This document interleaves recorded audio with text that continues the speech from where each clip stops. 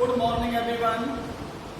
आज क्लास 11 और क्लास 12 में इंग्लिश ग्रामर में सिंथेसिस के अंतर्गत कॉम्प्लेक्स सेंटेंस बनाना आप लोग सीखेंगे।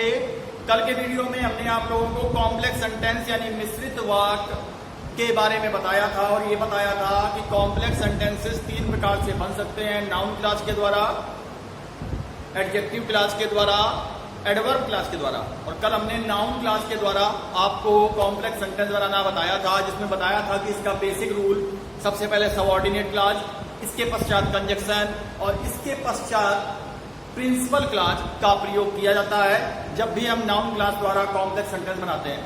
और हमने ये भी बताया था कि कंजक्शन बदलते रहते हैं, सामान्य स्थिति में कंजक्शन दैट लगता है, अंत और विशेष शर्तों पर ये बदल भी जाता है। तो आज कल हमने दैट का प्रयोग आपको बताया था कि कैसे दैट लगा के बनाते हैं। अब आज आगे आपको बताएंगे, देखिएगा आगे के सेंटेंसेस में।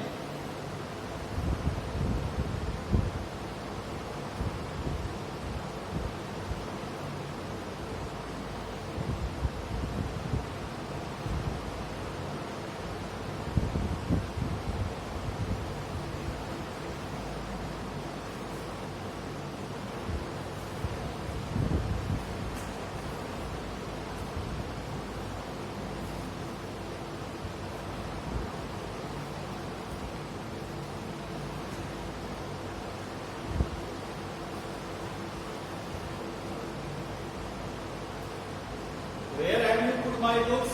Please tell me. तुमने मेरी किताबों को कहाँ रखा है, कृपया मुझे बताइए। ध्यान दीजिए, ये जो वाक्य है आपका, 2 वाक्य आपको दिए गए हैं। पहला है Where have you put my books, ये प्रश्नवाचक है, और दूसरा है Please tell me। अब कंजक्शन कब बदलता है, दैट नहीं लगता है, कब कुछ और लगाते हैं, ये भी ध्यान दीजिए। जब 2 सिंपल सेंटेंसेस में से कोई एक सेंटेंस WH टाइप का प्रश्नवाचक वाक्य हो, जब 2 सिंपल सेंटेंसेस में से कोई भी एक सेंटेंस WH टाइप का प्रश्नवाचक वाक्य होता है, तब वहां कंजक्शन दैट के स्थान पर हम WH टाइप शब्द का प्रयोग करते हैं।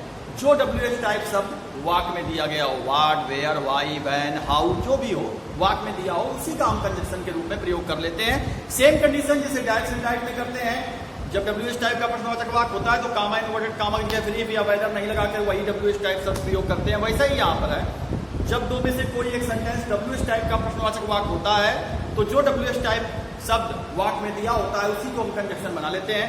अब देखिएगा, ये बात देखिए, Where have you put my books? ये WH टाइप का प्रश्नवाचक वाक्य एक दिया गया आपको, दूसरा है Please tell me, दूसरा वाक्य। तो सबसे पहले हमारा काम है कि सबऑर्डिनेट क्लॉज और प्रिंसिपल क्लॉज हम छांट लें, क्योंकि हमें पहले सबऑर्डिनेट क्लॉज लिखनी है, फिर कंजक्शन लगाना है, फिर प्रिंसिपल क्लॉज लिखनी है। तो यह ध्यान दो, जब WH टाइप का कोई प्रश्नवाचक वाक्य आपको दिया हो तो वो प्रिंसिपल क्लॉज ही माना जाता है, क्योंकि प्रश्नवाचक वाक्यों में हमेशा प्रश्न पूछा जाता है। अगर उसने प्रश्न पूछ लिया है सही तरीके से तो वो फिर प्रिंसिपल क्लॉज होती है। जैसे Where have you put my books? तुमने मेरी किताबें कहाँ रखी हैं, पूरा अर्थ है, कुछ भी छिपा नहीं है, स्पष्ट बात है कि तुमने मेरी पुस्तक को कहाँ रखा गया है। प्रश्न पूछा गया है, प्रश्न पूरा है, इसलिए ये प्रिंसिपल क्लॉज है। हमेशा WH टाइप का जो प्रश्नवाचक वाक्य होता है वो प्रिंसिपल क्लॉज होता है। अगर ये प्रिंसिपल क्लॉज है तो फिर ये सबऑर्डिनेट क्लॉज है। प्लीज टेल मी इसका अर्थ कृपया मुझे बताओ। अब कोई कह रहा है कि कृपया मुझे बताओ, आगे कुछ बोल ही नहीं रहा है, तो हमें क्या पता क्या पूछ रहा है, वो किसको बताने के लिए कह रहा है, तो ये अधूरा है अर्थ, इसलिए ये सबऑर्डिनेट क्लॉज है। तो हमें पहले सबऑर्डिनेट क्लॉज लिखनी होती है। तो प्लीज टेल मी। अब कंजक्शन क्या बनाएंगे, जो WH टाइप शब्द दिया है, वेयर दिया गया है, तो वेयर बना लेंगे। अब ध्यान दो भैया, तुमने लिख दिया। अब ये बच्चा यस नो टाइप का प्रश्नवाचक साइकिल हो गया है, यू पुट माय बुक्स, इसका पहले असर्टिव सेंटेंस मतलब सारा वाक्य बनाएंगे, तब यहां लिखेंगे। तो सारा वाक्य का मतलब ये है, उत्तर यू के बाद चला जाएगा, यू है पुट माय बुक्स, ये सारा हो गया, इसी को यहां जोड़ देंगे।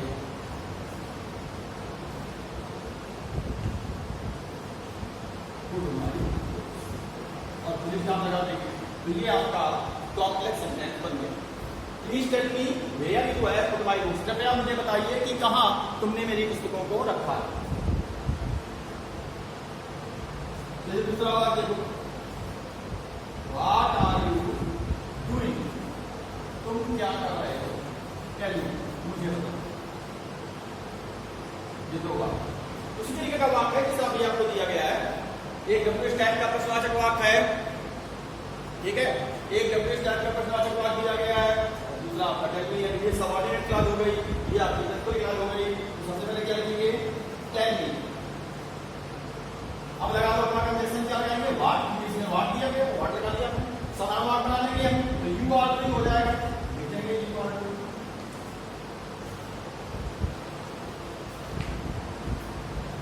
बात आ गई आप लोगों के समझ में?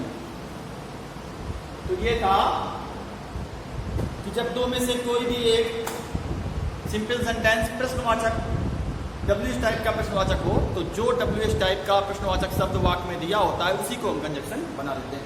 अब आगे देखिएगा,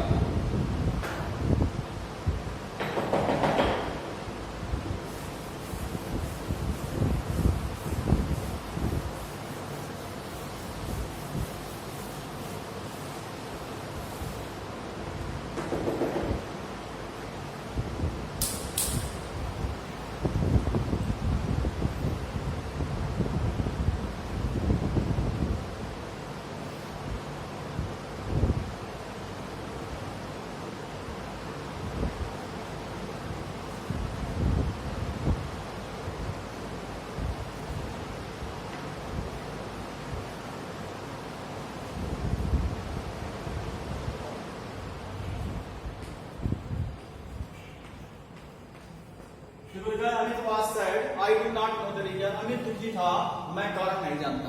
अब ध्यान दो एक बात, अगर सिंपल सेंटेंस में द रीजन दिया गया हो, ये लिख कर आएगा वाक्य में, अगर सिंपल सेंटेंस में द रीजन दिया गया हो तो उन दो सिंपल सेंटेंस को जोड़ने के लिए कंजक्शन के रूप में वाई का प्रयोग किया जाता है।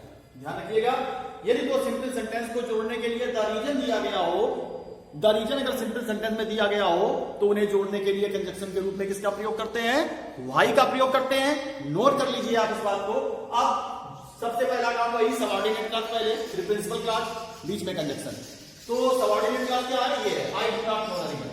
ठीक, दो तरीके से इसको लिख सकते हैं, एक इस तरीके से I do not no,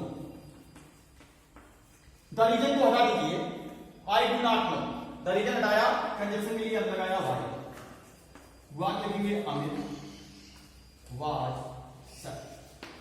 I do not know why Amit was sad. या आप चाहें तो इस तरीके से भी लिख सकते हैं, I do not know the reason, the reason को मत हटाइए, I do not know the reason. अब लगा दीजिए conjunction why Amit was said. दोनों ही तरीके से आप इसका कॉम्प्लेक्स सेंटेंस बना सकते हैं। द रीजन को हटाकर वाई लगाएंगे तब भी कॉम्प्लेक्स बनेगा, द रीजन को लिखकर वाई लगा देंगे तब भी कॉम्प्लेक्स बनेगा। लेकिन ध्यान ये रखना कि द रीजन अगर वाक्य में दिया गया है तो कंजक्शन के रूप में आप लोग वाई का ही प्रयोग करेंगे। ठीक है, लिख लीजिएगा इसको और इसके बाद आगे देखिएगा।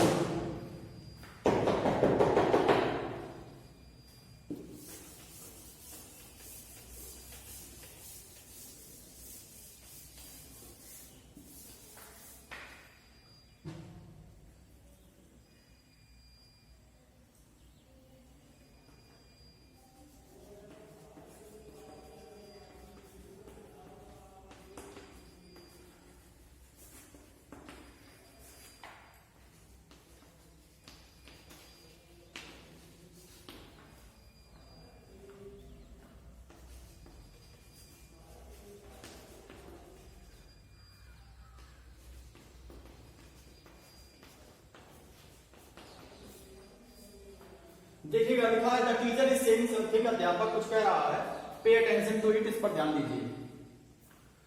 अध्यापक कुछ कह रहा है, इस पर ध्यान दीजिए, अब इस पर ध्यान दीजिए। सबसे पहला काम, जब किसी सिंपल सेंटेंस में समथिंग का प्रयोग हुआ हो, जब किसी सिंपल सेंटेंस में समथिंग लिखा हुआ हो, जैसे इसमें समथिंग दिया गया है, ध्यान रखिएगा, इसमें द रीजन दिया गया था। अगर किसी सिंपल सेंटेंस में समथिंग का प्रयोग हुआ हो तो वहां उन दोनों वाक्यों को जोड़कर कॉम्प्लेक्स सेंटेंस बनाने के लिए हम कंजक्शन के रूप में वाट का प्रयोग करते हैं। ठीक, वाट का प्रयोग होगा अगर समथिंग दिया गया है। दूसरी चीज ये देखिए कि यदि सबऑर्डिनेट क्लॉज के अंत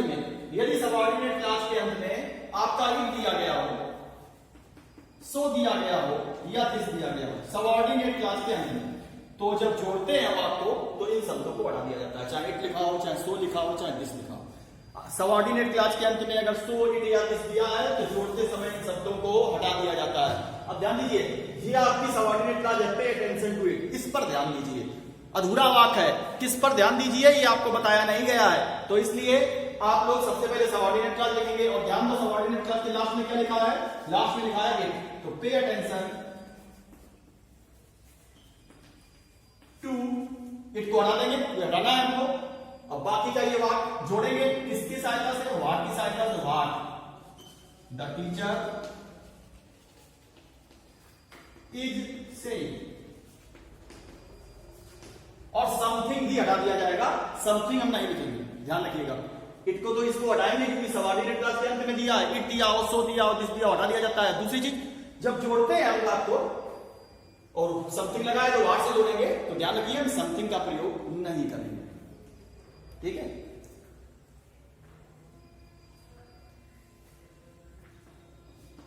अब जैसे लिखा हो माय ब्रदर, दूसरा वाक्य लीजिए, सेड समथिंग, मेरे भाई ने कुछ कहा, I did not agree to it.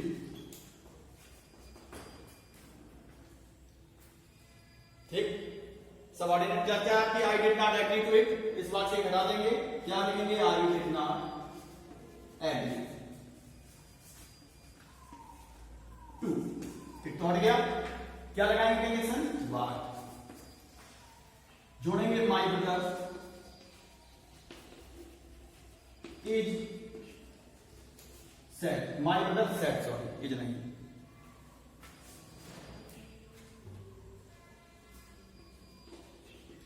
और समथिंग हटा देंगे। तो इस तरीके से हम वाट की सहायता से जोड़ेंगे वाट, अगर सिंपल सेंटेंस में समथिंग दिया गया हो। ठीक, तो आज आप लोगों ने तीन नियम सीखे, तीन अलग अलग कंजक्शन को लगाना सीखा। कल के वीडियो में आप इससे आगे सीखेंगे। ठीक है, आशा करते हैं आप लोगों को ग्रामर समझ में आ रही होगी। फिर भी अगर आप लोगों को कोई प्रॉब्लम है, समस्या है, तो कमेंट करके आप लोग बता सकते हैं। अगला इसके आगे का नेक्स्ट वीडियो में आप लोगों को मिलेगा। धन्यवाद।